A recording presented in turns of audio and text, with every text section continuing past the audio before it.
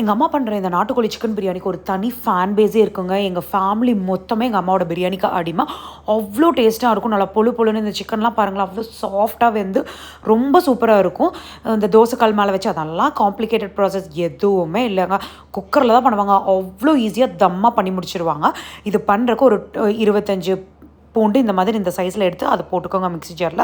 அதுக்கப்புறமா கொஞ்சமாக இஞ்சி, உங்கள் காரத்துக்கு ஏற்ப தனி மிளகாத்தூள் ஒரு 5 டீஸ்பூன் வந்துட்டு பட்டை தூளெல்லாம் போட்டு கொஞ்சம் தண்ணி ஊற்றி நல்லா பேஸ்ட்டாக அரைச்சி வச்சுக்கோங்க.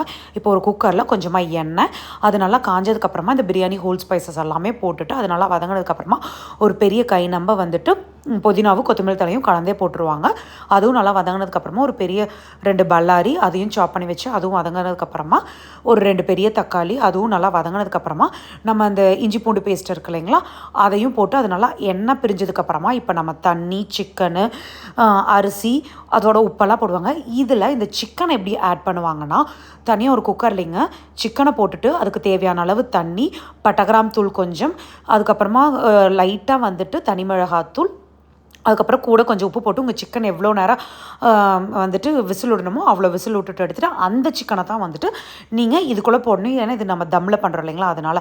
இப்போ இந்த தம் ப்ராசஸ் எப்படின்னா வந்துட்டு இப்போ அந்த ஃப்ளேம் ஹைலியே தாங்க வச்சுக்கணும். மூடியை போட்டு வாசர் போட்டு தான் வைக்கணும். ஆனால் ஃபுல்லாக மூடி இருக்கக்கூடாதுங்க.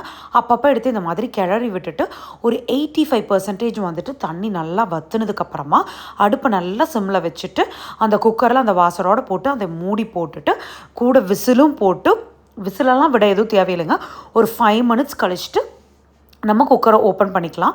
குக்கரை ஓப்பன் பண்ணின உடனேவே நல்லா நம்ம வந்துட்டு நல்லா ஒரு பெரிய ஸ்பூனு நல்லா நெய்யை ஊற்றி விட்டு ஃபுல்லாக கலரி சர்வ் பண்ணி பாருங்கள். அடடடா அவ்வளோ சூப்பராக இருக்கும். எனக்கு சொல்லும் போது எச்சை உறுதுங்க.